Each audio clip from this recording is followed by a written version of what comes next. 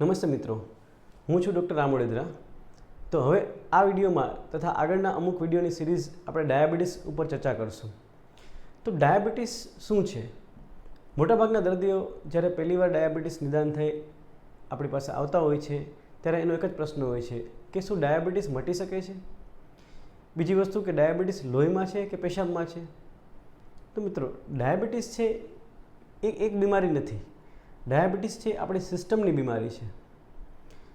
સિસ્ટમની બીમારી એટલે કે જ્યારે લોહીમાં શર્કરા એટલે કે શુગરનું પ્રમાણ જ્યારે વધી જાય છે અને એ શુગર જ્યારે આપણા શરીરમાં વપરાતું નથી અને વધારેલું શુગર છે એ આપણા શરીરના અલગ અલગ અવયવોમાં નુકસાન કરે છે, તો આ બીમારીને આપણે ડાયાબિટીસ કહીએ છીએ।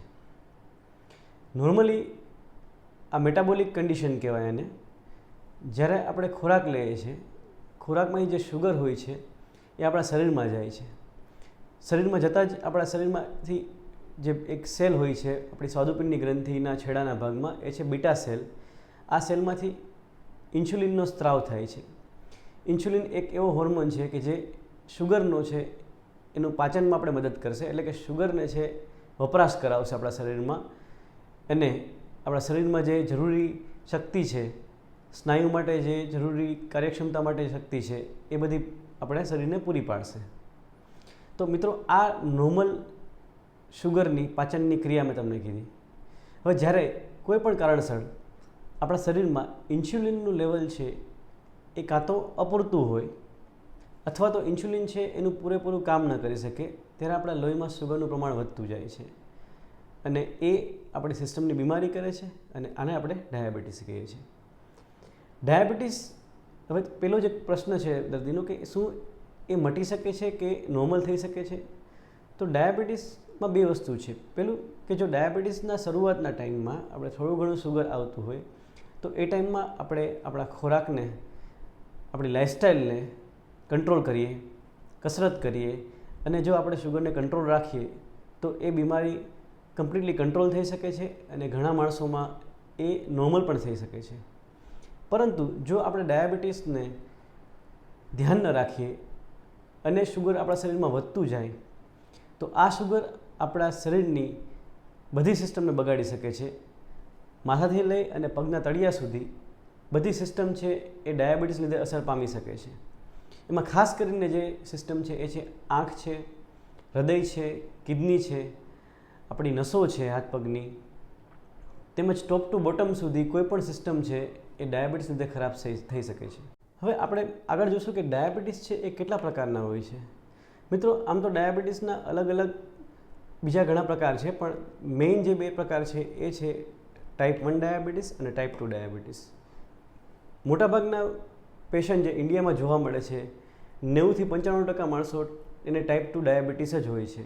એટલે આપણે આગળના વિડીયોમાં જ્યારે પણ આપણે બધું વાત કરશું એ મોટાભાગે ટાઈપ 2 ડાયાબિટીસને અનુસરીને જ વાત કરશું, જે મોટી ઉંમરમાં જોવા મળે છે। તો બે ટાઈપમાં આપણે પહેલું જોઈએ તો પહેલું છે એ ટાઈપ 1 ડાયાબિટીસ, 1 નંબરનું ડાયાબિટીસ, જે નાની ઉંમરે એટલે કે 30 વર્ષથી નીચેની ઉંમરે આપણે જોવા મળે છે। એનું જ્યારે દર્દી આપણી પાસે આવે છે ત્યારે મોટા ભાગે એ દર્દી છે એ ઇમરજન્સીમાં જ આવે છે। મોટાભાગના જે બાળકોમાં જોવા મળે છે ત્યારે એ બાળકોમાં શુગર બહુ જ વધી જાય છે। પહેલાં ક્યારેય મોસ્ટલી એને ખબર નથી હોતી અને અચાનક શુગર વધી જવાથી ને એને શરીરમાં એસિડ બની જાય, શ્વાસ ચડી જાય અને બીજા બધા કોમ્પ્લિકેશન થાય અને ઇમરજન્સી ડિપાર્ટમેન્ટમાં આપણી પાસે આવતું હોય છે। આ ડાયાબિટીસનું કારણ છે એક તો આપણા શરીરમાં બીટા સેલ નષ્ટ થાય છે કોઈ પણ કારણસર, એમાં પછી જીનેટિક કોઈ પણ જનીનનું કારણ હોય અથવા શરીરમાં એવા કોઈ એન્ટીબોડી એટલે કે એ સેલને મારણ કરતાં, બીટા સેલને મારણ કરતાં કોઈ એન્ટીબોડી બન્યા હોય અને ઇન્સ્યુલિનનું પ્રોડક્શન છે કમ્પ્લીટલી ઘટી જાય છે, ત્યારે આ ડાયાબિટીસ જોવા મળે છે।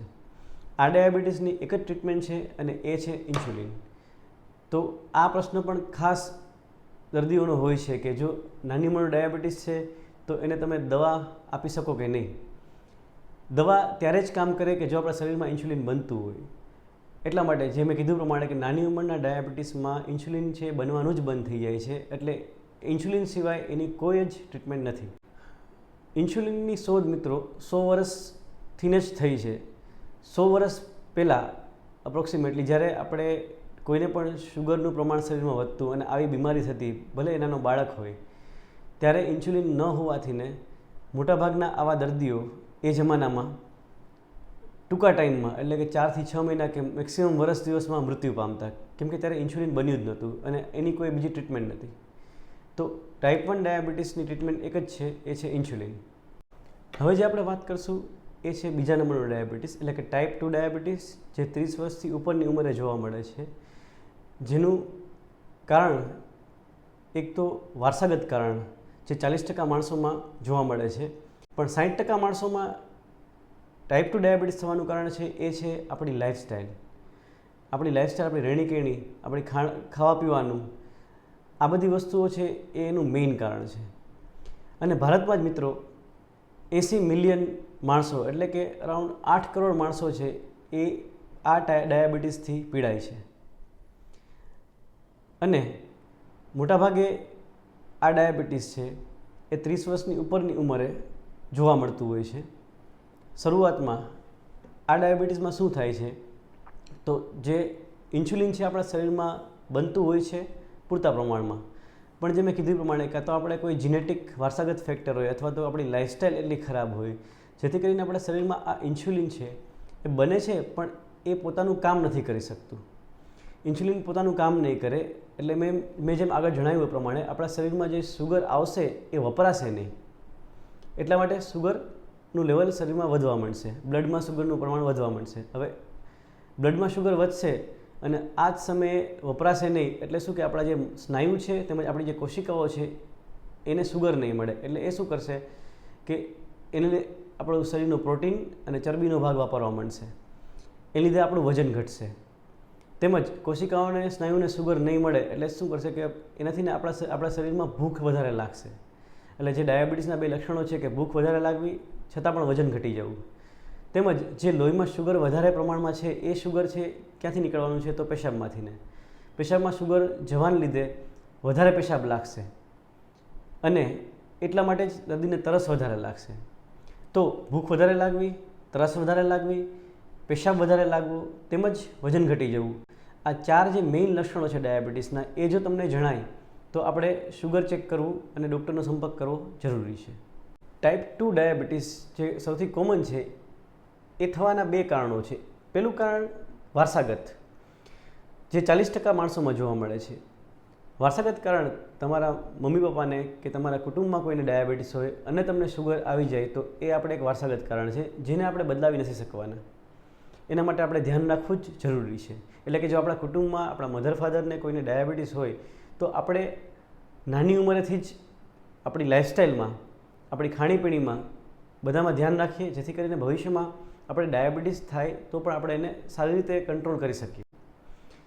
બીજું કારણ જે છે એ છે આપણી અનહેલ્ધી લાઈફસ્ટાઈલ, એટલે કે આપણી રહેણીકરણી, આપણો ખોરાક. તો મિત્રો આ સૌથી કોમન કારણ છે અને 60% માણસોમાં આ કારણ જોવા મળે છે. અત્યારે આ જમાનામાં જે અત્યારે તમે જુઓ છો કે મોબાઈલના બટન તમે દબાવીને તમે ફૂડ ખાવાનું ઓર્ડર કરી શકો છો. અનહેલ્ધી ફૂડ, ફાસ્ટ ફૂડ છે, જંક ફૂડ છે, શુગરવાળો ખોરાક છે, કોલ્ડ ડ્રિંક્સ છે, આઈસ્ક્રીમ છે, એ બધું જે કેમિકલ, પેસ્ટિસાઇડ તેમજ જે શુગરવાળો ખોરાક છે એ ખોરાક આપણે ઇઝીલી મળી જાય છે અને એનો વપરાશ અત્યારે નાની વયના બાળકોથી લઈ અને મોટી વયના માણસો સુધીમાં ખૂબ જ વધી રહ્યો છે. આ અનહેલ્ધી ખોરાક જેટલો આપણે વધારે લેશું, આ જ નહીં તો અમુક વર્ષોમાં આપણા શરીરમાં કંઈક નુકસાન કરવાનો છે અને એમાં પહેલી વસ્તુ જે કરશે એ છે ચરબીનું પ્રમાણ, શુગરનું પ્રમાણ શરીરમાં વધારશે. એની સામે તમે બીજો હેલ્ધી ખોરાક જુઓ કે જે આપણે સારો ખોરાક લેતા હોય, જેમાં છે શાકભાજી છે, ફ્રૂટ્સ છે, કઠોળ છે, તો અમુક એવી વસ્તુ છે કે જે હેલ્ધી ખોરાકમાં આવે છે, તો એ ખાવાથી આપણા શરીરમાં આપણે ભવિષ્યમાં ડાયાબિટીસ થવાના ચાન્સ પણ ઓછા કરી શકીએ છીએ. તેમજ બીજી વસ્તુ આપણે જોઈએ તો આપણા લાઈફસ્ટાઈલમાં એ છે કસરત.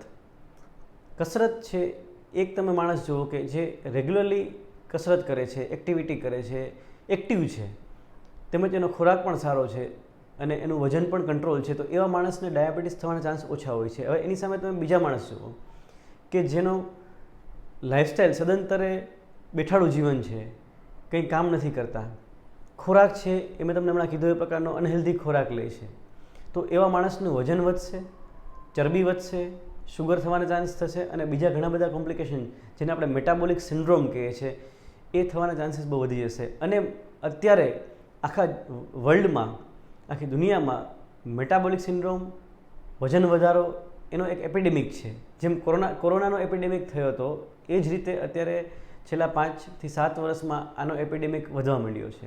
એનું કારણ છે આપણી લાઈફસ્ટાઈલ, આપણું બેઠાડું જીવન અને આપણો અનહેલ્ધી ખોરાક. મિત્રો, આ તમને મેં ટૂંકમાં આ 2 પ્રકારના ડાયાબિટીસ વિશે જણાવ્યું, જેમાં ટાઈપ 1 ડાયાબિટીસ છે, બાળકોમાં જોવા મળે છે અને એને આપણે ખાલી કંટ્રોલ કરી શકશું, એને મટાડી નહીં શકીએ કેમ કે ઇન્સ્યુલિન આપણા શરીરમાં બનતું નથી. એની સામે ટાઈપ 2 ડાયાબિટીસ છે, જે મોટી ઉંમરે જોવા મળે છે, એને આપણે કંટ્રોલ પણ કરી શકીએ અને જો આપણે ધારીએ આપણી લાઈફસ્ટાઈલને સુધારીને આપણે એને રિવર્સ કરીને નોર્મલ પણ કરી શકીએ છીએ. અને એ તમારા ઉપર ડિપેન્ડ છે કે તમે એને કઈ રીતના હેન્ડલ કરો છો.